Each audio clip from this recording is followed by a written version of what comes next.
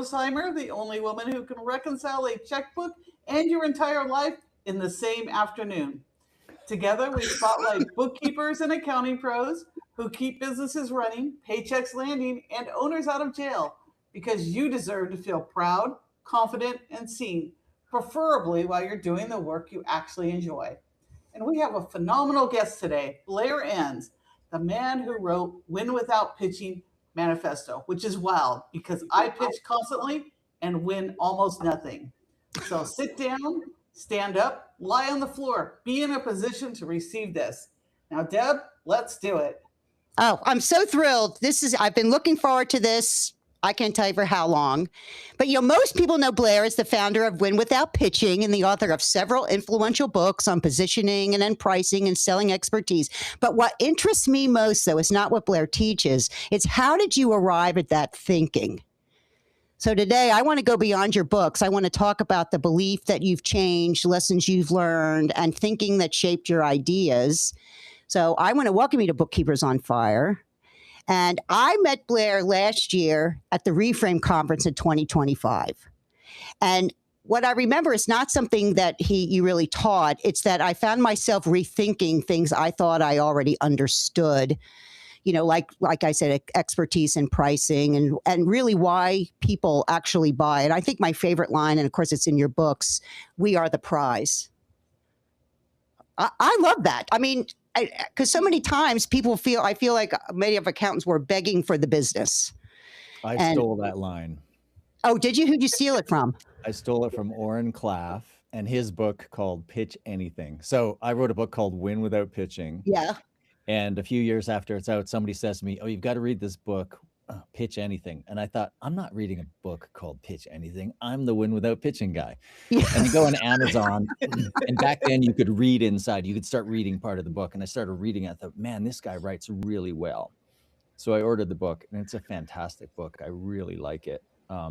What's it called? I'm going to have to write it down. It's called Pitch Anything. Pitch Anything. By Orrin Claff. Now, to be clear, I come from the creative world where a pitch is where you give your most valuable product, your thinking, away for free in the sale itself as a way of kind of winning the account or the business.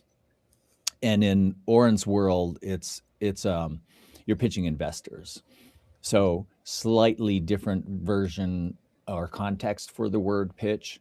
But I found so much of, he's a great storyteller, he's a good writer, a good storyteller. But the idea that I am the prize, that's a line of his, and I've stolen it.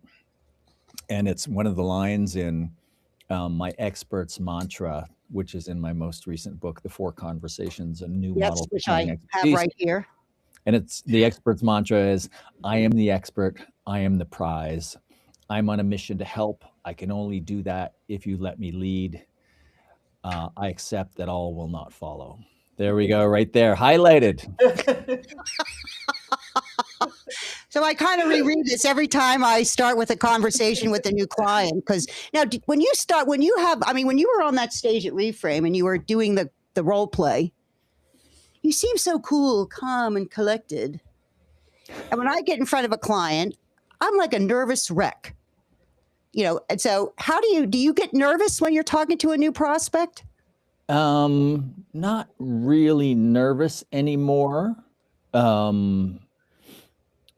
But not, there's this, maybe slightly nervous, but not anxious, not worried. Maybe to the point where I'm kind of in the zone. My pulse quickens a little bit. But role play is different than real life. Yeah.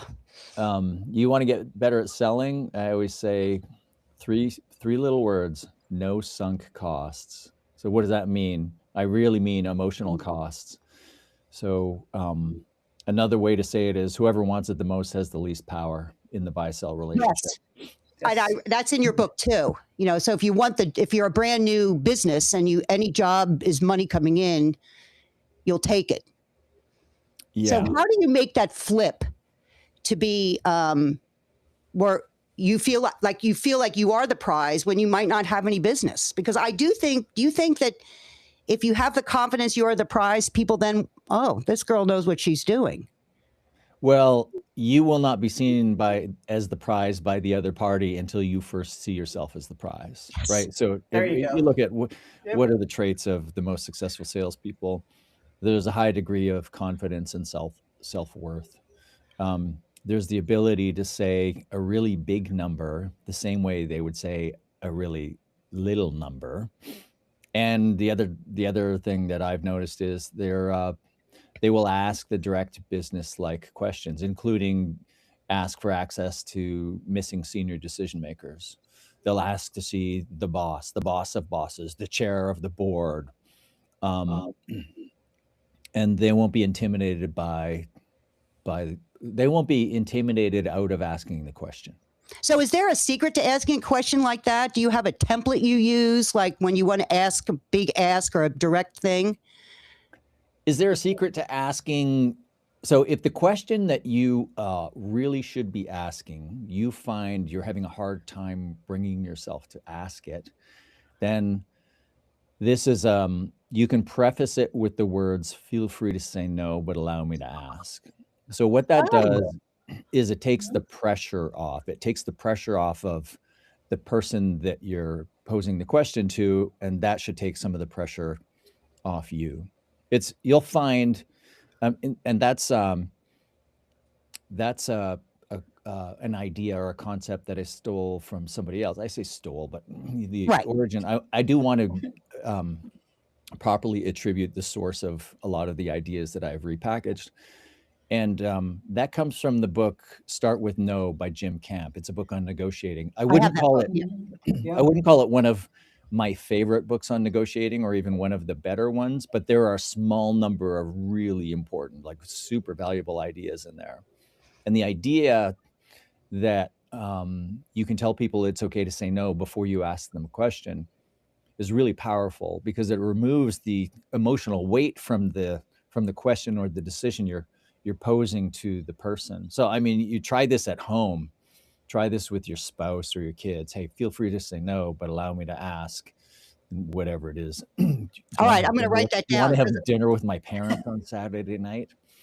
And you're going to hear, oh God, no.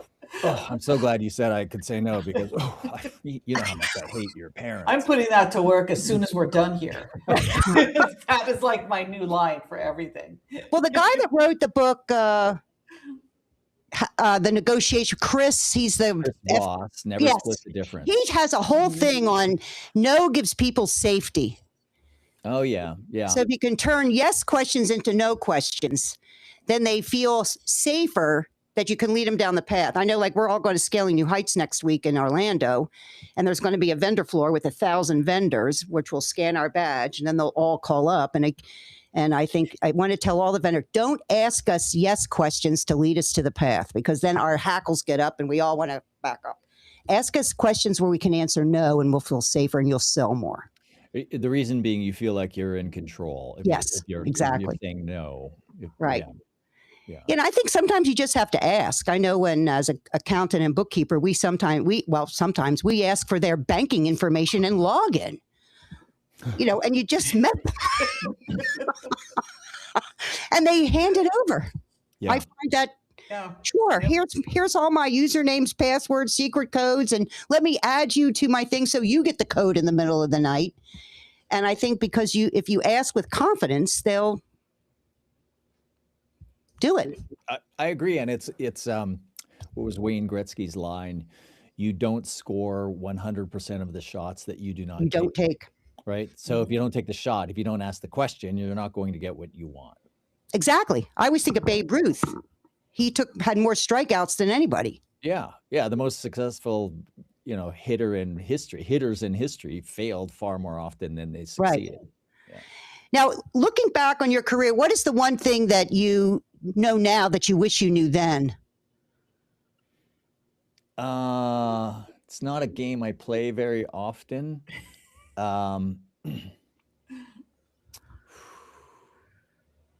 Like in the early days. Yeah. Or what mistake did you make back then that you go?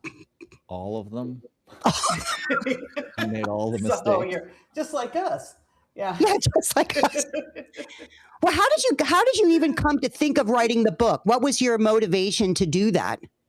Well, Win Without Pitching was a consulting practice. Now it's a training company. And for me to be a consultant, I had to have basically a body of knowledge and a set of frameworks. For me to do that, I have to write. So I just wrote in our client portal yesterday that I told the story of the post that I wrote that came out today, and how I set aside time every Friday to do. So I write and post daily in our client portal. And then once a week, I have a large blog post that appears on the website, and it gets emailed to 19,000 people. I get that email. And so you didn't get one today. It's coming next week because the rest of the team is off this week. It turns out I don't know how to post it to the website anymore. And the people who do aren't here. But when I get your emails, they're starred and, they flash because it's like, okay, what words of wisdom do you have to say? Oh, very kind of you. Thank you for that. Now, how did you come up with your ideas? I mean, how do you come up with these ideas? The answer is I write. So, and in the post that I wrote yesterday in our client portal, I told the story about trying to come up. I set aside time on Friday afternoons to come up with next week's post. This is this week. So last Friday, and I sat there all Friday and I had nothing. Like I had nothing at the end of the day. I went home, and then Saturday morning, in one of my group texts with some friends, somebody said something that triggered this avalanche, not an avalanche, but all of a sudden I realized every conversation I had last week, every text thread I was in, every podcast I listened to, all coalesced around one idea. Can you share that idea? The idea is that in a knowledge-based business, demand is the new supply. So you think of in the accounting business and all kinds of other industries, there have been roll-ups, right? Roll-ups of accounting firms, like somebody comes along and says, let's buy all the independents. It's happened in advertising and happens in media, et cetera. Roll-ups is always on the supply side, but because AI is driving this like zero marginal cost product business in the areas of expertise like bookkeeping and accounting. Mm-hmm. So what does that mean? It means a prospective client is talking to you about hiring you, but they're also asking the question, whether they say it out loud or not, can I do this with AI? So speaking my language, baby. In a zero marginal cost business, demand is more valuable than supply. And so what do I mean by that? If you look at the largest businesses of the last 20 years, they have aggregated eyeballs, demand, not where historically you want to build a conglomerate, you aggregate supply. Roll-ups are an aggregation of supply. But then you look at YouTube, Facebook, Meta, what's the other one? Amazon. Those businesses are trillion-dollar businesses.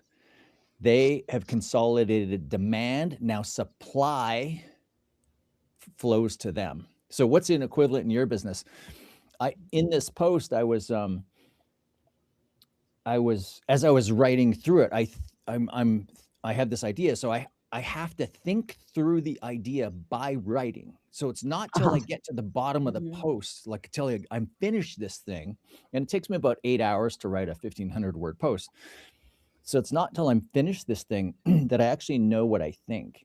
And at the end of it, I realized that influencer culture is coming to the professions.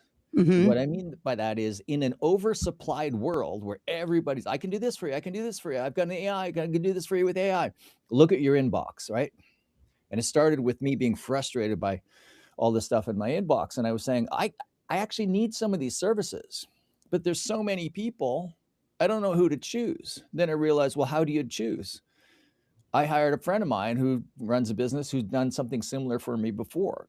So I realized that, and part of this came from talking to Chris Do, it's less valuable to be a supplier now in a zero marginal cost world, and it's more valuable to have the eyeballs. What it means is if you're a bookkeeper, you want to build a big bookkeeping business, start a successful podcast. I was racking my brain thinking, okay, I realized there are going to be what I would call expert influencers. So an influencer to me is somebody who's famous for being famous or famous for being an effective, if somewhat slimy marketer. That's how Okay. I think of as influencers. But an expert influencer is actually a professional, somebody with deep domain expertise who builds brand reach and reputation in a positive way, and then supply finds them and they can direct supply. And I was thinking, I must know an example of this. And then it occurred to me, yeah, you do too. His name is Hector Garcia. Yep. Right? 300,000 YouTube subscribers, professional. He's an accountant. He's got 300. I was just looking before we went live here. He's got videos with 2 million views. Mm-hmm. And then when you have the demand like he does, look at all the different businesses Hector owns now. The point I was making in this post is once you have the demand, you will. So he's an accountant. He uses the demand to fuel his accounting business. Then he starts an events business and a community and a software company. And at some point, he could become so famous that he won't do he will not direct the demand to his services. And I haven't talked to Hector about this. He doesn't know I've written about him. Oh, they watch this show. He's watching right now. He's going to find out. He's watching. He's in the chat. So he's watching. At some point, you get famous enough, it no longer makes sense for you to be delivering those services. You're now just bringing, because people are coming to you and saying, hey, Hector, you've got the audience. Can you do some videos on this? Can you rep this? Oh, I know. He does. People ask him all the time. So, and that's just, so that was the idea that like there's demand is now more important than supply. And so the future I've effectively predicted is the one. So how do you become a Hector though? I mean, you're brand new starting out. You don't have a YouTube channel. How do you become the first thing in the initial conversation? The first thing. It's basically content marketing on steroids is what it is. So you start posting on LinkedIn. You have a YouTube channel that. Yeah. Because Hector always says, I one time had no audience. Yeah. I mean, and you look at it and you look at his views and his subscribers, and it's really inspirational. And then you look at the number of videos he's produced, it's over 1,000. That is demoralizing to anybody thinking of getting into that business. So you build that slowly and then quickly, like it just like takes forever. And then there's some sort of network effects or what the effect has different names, the Matthew effect, the Pareto principle. At some point it turns exponential. Right. So you just have to begin. I know, like when we started Bookkeepers on Fire, we had nothing. Yeah. Press record and go. It doesn't, and just keep going and get better and better and better. And people will find a presentation on this coming up. So, you throw the first pancake away, and maybe you have to throw so when you're doing your early content, you just have to accept that, okay, it's not very good, but don't worry, it'll get better. Mm-hmm. The good thing about it not being very good is there's not very many people paying attention to you. Right. And by the time you get good, by the time they're starting to pay attention to you, you'll get good at it. Yeah, one of our very first videos, we filmed it upside down. On purpose? No. We didn't even know. know. People are waving at us. They're holding their phones up. We're like, hello, nice to see you. Oh my We're friendly. It's upside down. That's beautiful. I thought, what the hell? We give people hope. Yeah. And it's our most watched video still. Our most watched video. You guys are awesome. Other than that, and the ones where we did the stand-up comedy bit. Yeah. Yeah, the stand-up comedy ones are you must know Greg Kite.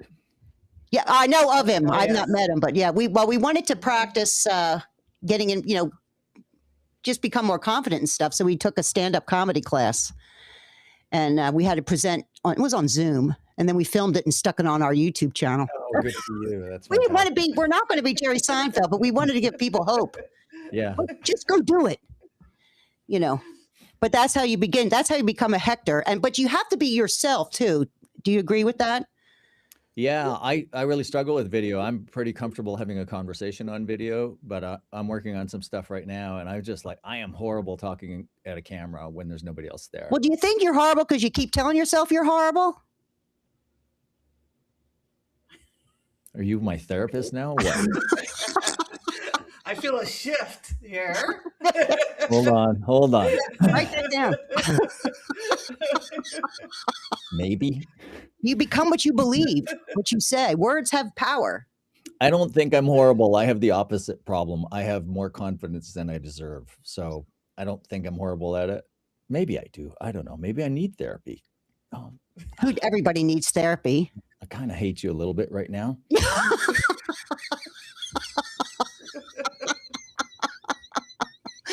Now, when you were in that room full of accountants, were they different than you thought they'd be? Or no, I've been in plenty of rooms full of accountants. Okay, cool. Yeah. Well, this one's you're speaking about the reframe audience. The reframe, yeah. They wouldn't be there if they were not open to like ideas from outside of their profession. That's one of the great things about that room. Sometimes we'll do a workshop, and let's say there's 40 different people in the workshop, and somebody will say, well, yeah, I don't know, like these other businesses aren't like mine. And I look at their business, I think they're exactly the same. They're not. It's like the DNA that you share with a tsetse fly or a banana. It's like mostly the same, and you're focused on the few things that are different. I have a hard time with those people. I really appreciate somebody who can get guidance from outside of their domain. So just by that description alone, I think anybody who is at that conference in that room is a big thinker, is willing to import ideas from outside of their domain.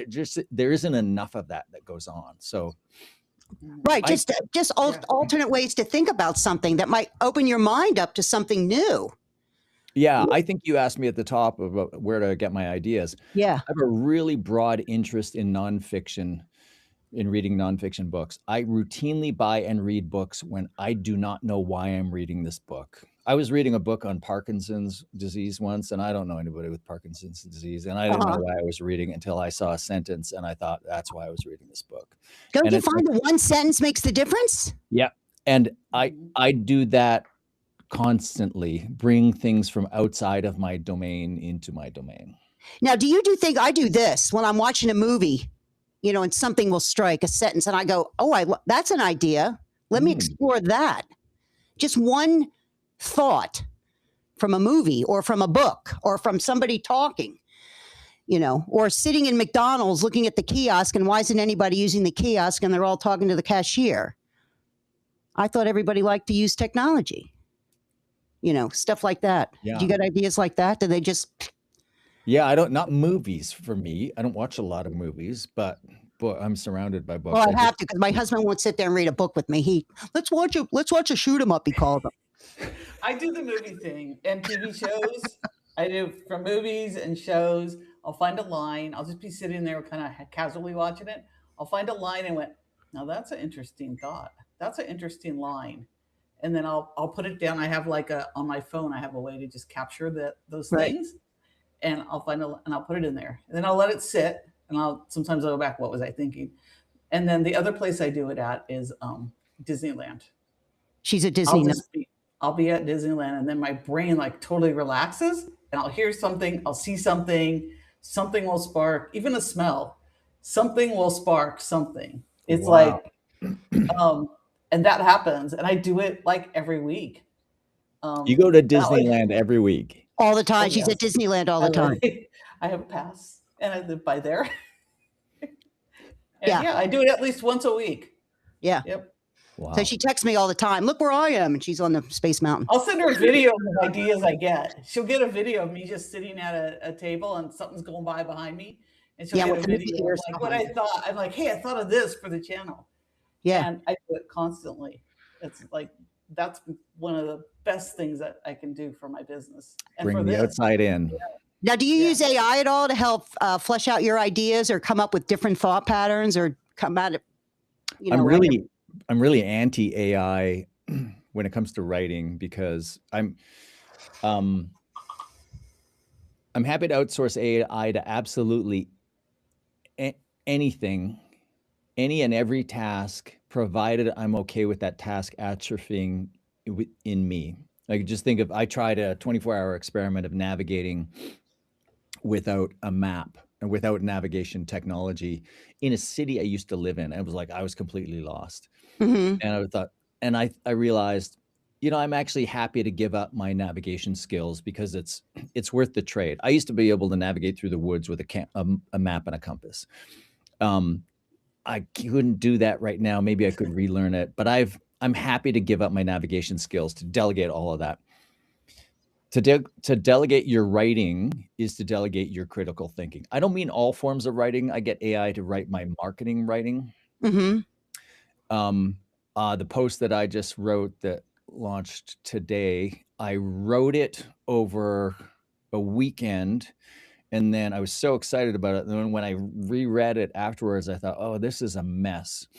So I don't let AI rewrite my material, but I instructed it to behave as a structural editor. I said, here's Okay. here's what I don't like about this. I want you to give me structural editing advice. So it's not allowed to tell me words. So it reorganized the piece. And then afterwards, I asked it to proofread, and it gave me some suggestions for shortening some sentences. I didn't take them verbatim. I took Right. because there's this, it's not a lowest common denominator, but there's AI writing goes to a common Right. denominator level. It averages everything out. The biggest reason I don't want AI to write is I don't want to lose my critical thinking skills. I already told you at the top, I think through my fingers. I have to write through a problem to understand it. Now, do you write with the pen or do you tap on the No, computer? I type. Yeah, I write with my thumbs on my phone. And do you use that product called Whisperflow? Have you seen that? No. Oh, you got to check that out. Yeah, I know all about it.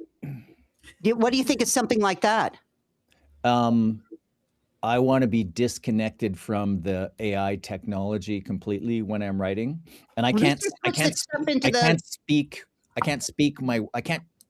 As you can tell, as I'm demonstrating right now, I can't talk my way through a problem. I have to think through my fingers. Well, there's a whole video I watched last week just on how the act of writing with the pen is critical. It's more meaningful. Yeah. Like I have horrible penmanship. Me too. I wish I had better penmanship. I would love to be able to actually I bought books on how to write, how to write better. Yeah. Just the art. But, forget it. I'm an accountant. But I think I know when I go to you can write numbers upside down. Yes. Now, my mother had the most beautiful handwriting. And I'm like, what happened to me? But, oh, well. But I can read it good enough. But I think by putting it on paper, it makes me think, and I pay attention better. Like when next week I'm at scaling, I have a paper notebook. Yeah. That I write down the stuff that they're saying. I mean, a lot of people will have the note recorders. And I think to myself, do you ever listen to them again? Like when you go to a Zoom call and all the note takers come in?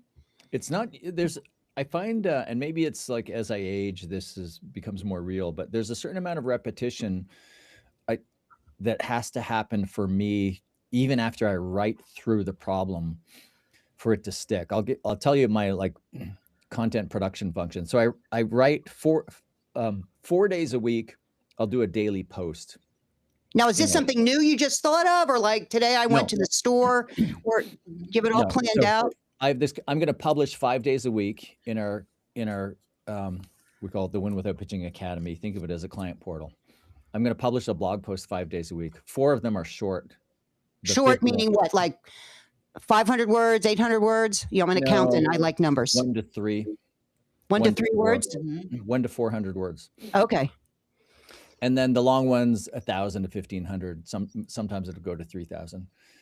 The long one, when I want to write the big post, the weekly post that gets emailed to everybody, I sift through a bunch of the small ones, and I'll see some recurring themes, and I've been testing some ideas. Then I'll sit down, I'll write the lengthy post, and then by the time I'm done writing that post, then I have my head around the problem or the issue, and then I press send. Like it gets posted, it gets emailed.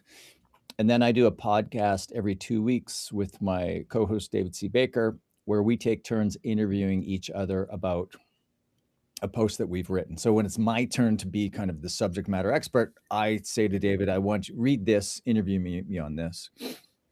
So I send him, so the one I wrote, published today, I sent it to him today for recording next Monday, but it won't appear until September. Because Okay, Donna, that's a great layout. We should try that. yeah, but there's more. Yeah. So by Okay. the time, And there's more. Of course, there's always more. Everyone needs to have more than that. Yeah, And keep then- going. so I'll reread it right before we Mhm. right before we record it. It's usually a couple of weeks after I've written it that we record it. So I have to go back and read it again. And then I get some new ideas around it. And then I talk through something I've already written. And that helps. And then the last step is I listen to the podcast. And by the time the podcast comes out, I've actually forgotten some of the things that I've learned. So it's not until like I've written about it in a small way, I write about it in a big way, I rewrite it so I can have I reread it so I can have a conversation about it. I have that conversation, I listen to a recording of that conversation. That seems to cement the ideas. So how many ideas do you get? Seems like you must get a lot, I or get 4. 4 ideas. I don't know. How long is a piece of string? Seems like endless. Ideas It can be throwing at me endless. all the time. Now, do you have a purpose in what you're trying to accomplish? You know, like your mission is you believe that you are the prize kind of thing. So you write around that theme, or do you write Well- about anything that strikes your fancy? I write about selling and pricing expertise. right? Okay. So everything I do, everything I write. Now I say that, but sometimes I will just write whatever I want to write about. So some of the AI stuff like AGI, how AI is not going to lead to AGI, artificial general intelligence, because our theory of the universe is wrong. That's a pretty big topic. Yeah. Our theory of reality is wrong. That's like, I collect theories of everything. It's one of my few hobbies. So I like to read theories about how people are trying to unify physics and how they're dealing with consciousness and these other big issues, trying to get to this place of consilience, of Like when you go to a dinner party, though, do people know what you're talking about? well, I'm only going to talk about what the other people at the dinner I'm party. sure It depends on who's at the dinner Taylor party. it. Really? I go to dinner parties a lot of time. I go, nobody has anything here I want to talk to them about. Have you read a book? You should come to some of my. I know, I can't wait. Yeah, so I'll take the older I get, the more I think, like I really want to talk about this thing that's not related to what I do. So I will find a way to force it into what I do. Did you have certain people you talked about this stuff all the time, or do you just talk to yourself in the car as you're driving to your next appointment? Because that's what I do. Was that an accusation? Is it? That's what I No, that's what she does. I'm telling you. On the weekends, I'm like mowing the lawn, and my wife said to me at the end of the weekend, she says it to me almost every Sunday afternoon. What's wrong? You seem really distant. And then I go, here's what I've been thinking about. And it's like, okay, you're fine. See you later. Did she listen to your talk, or does she kind of roll her eyes? And No, my wife remains my biggest fan. because I know Hal will just sit there and go, he shakes his head. And then I go, okay, I'm not talking to you anymore. Go call You might Donna. need an call upgrade. Donna. Go call Donna. Debbie. Or I write it down. I just start writing stuff down. So I call it spewing. Where I just write everything down I can possibly think of about it. Now, I will use AI to organize it. And then I say, be brutal in your assessment. Am I on the right track? Well, got this wrong, Debbie. What do you think about that? So I will use it for that. But You guys have like 10 million people who watch this show because, seriously, you guys are good. Well, that'd be nice if we did, but we're working on it. We're every working on it. time. We want to be like Debbie and Donna. We don't want to be Hector because there's only one of him. Yeah, Hector's a great friend. We love him. Yeah, but there's no Debbie and Yeah. Donna. There's no Yeah. girls doing this, and we're girls. Well, you're doing it. Keep doing it. We come out and we just keep asking and we just keep shooting our shots, and I can use the thing. You can say no, but would you like to come on? The fact Right. that the videos are right side up is incredible. Yeah, yep, we got. Hey, next week we're doing it all on gimbals, so who knows what's going to happen? Yeah, next week we're in Orlando at a big, huge conference. So, You yep, know. and it'll be a week of us doing it on gimbal setups. So, and I'm doing it without my person I used to have helping me because he went and got a job and ditched me. I know. So you're walking around with handhelds, are you? Yeah, handhelds. Well, she does. I have She two. has to always say, Yeah. Debbie, be here, because it's like You're when just I'm around, about it's like that. herding cats.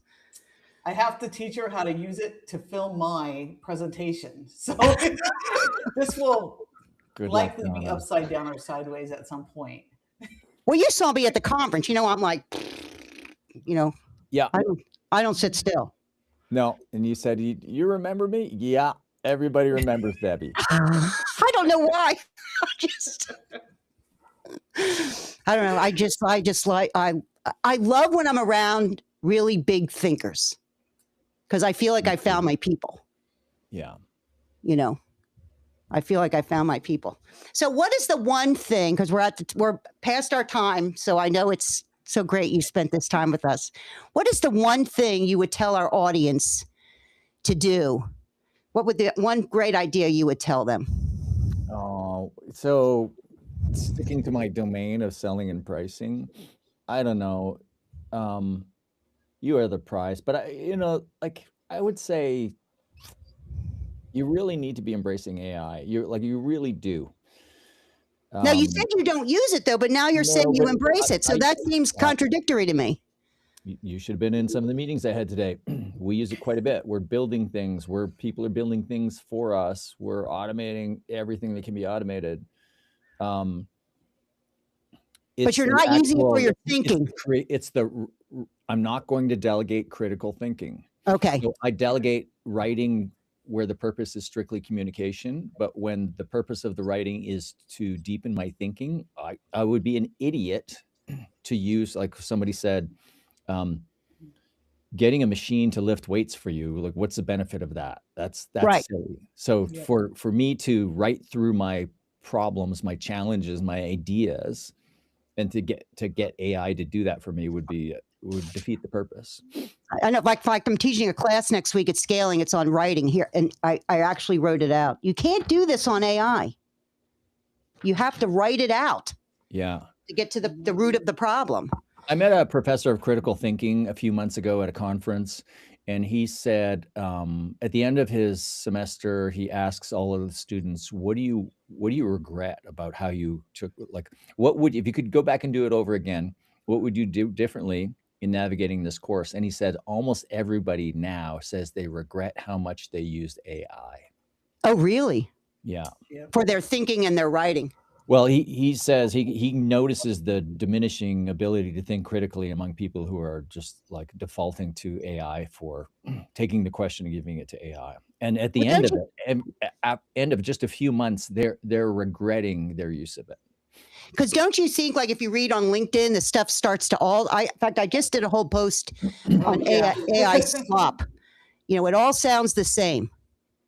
Yeah. And I worry that, do you ever worry that what you're writing is so good, people might think that you wrote it using AI? And it's like, no, I did not. Yeah. I mean, leave a few typos in there. So that's when people started using AI to write, I made a pretty big shift right away. I don't know how discernible it was among my audience. More first person stories. Okay. More. I don't mean it all to be about me, but I do. If I can't tell a story about something that happened to me, I'm probably not going to write it. I do the same. So thanks for that tip. Yeah. I use that. I'm going to keep using that because just you said to. I had to switch my style because my style was coming out and looking like AI. So I completely switched my style, went all in for more and more storytelling, and it's working better. So I was thinking, like, what's the story that made me think of that? How did that impact me? And tell that story, and then come up with a bigger message. Okay, then we're doing the right thing, Donna, because Blair Enns said. Yeah. And who else? Who would know better? Well, this has been so fabulous. I can't tell you. I can go relax now that I've gotten through this because I was, for the last one, Donna says, he is coming. He he confirmed. I'm like, because when I asked you to reframe and you said yes, I went, oh my God. So I can't It was thank you enough. awesome because he confirmed like so quickly. Like I know, we I have wish to more chase people would do that. some weeks. Oh my gosh, or people just don't confirm. They just leave us hanging. But Right. you were so on it. And I'm like, oh, this is so nice. It's so great. Yeah, I was looking forward to this. Oh yeah, why? Thank you. Well, because you make an incredible impression, Debbie. That's why. Gee, thanks. But anything we can ever do for you, let us know. Send money. Oh, well, maybe not that. Glad you asked. I like it though. I like the ask. That's right. If it's okay to say no, but send money. Yeah. Not okay. Send money. And all you listeners, Yeah, Yeah, send there you money. go. buy my books. Well, I have already bought all your books and all that other stuff you have. If you have it for sale, I'm buying it. Okay. I'll put the links up too, and also the YouTube description will have the links and everything to your books. Right. So, But thank you again for coming. This has you been so much. absolutely a joy for me, and I know for Donna too, and I hope for you. It's the most fun I've had all week. I know it's only midday Tuesday, but it's going to rank high by the end of the week. Oh, I good. was really looking forward to this, and I really enjoyed it. Thank you. Oh, to good. both. Well, And thank very you nice to again meet so you, much. Donna. Donna, you want to sign us off? Sure, and that's our show. Thanks, a huge thanks to Blair Enns for sitting down with us. And if you walked away rethinking how you run your firm, or you see a new way, that's the point. So to every bookkeeper out there, keeping the lights on and the auditors away, we see you. We are you. So go feel proud, feel confident, and seen. We only ask that you subscribe, share, like, and send this to a friend. So watch out for next week. We'll be doing live streams from Scaling New Heights, and our regularly scheduled Tuesday interviews will start back on June 30th. So keep the books clean, the boundaries cleaner, and remember, every time a client says, it's just a quick question, an angel loses its wings. Have a great week, everybody. You guys rock.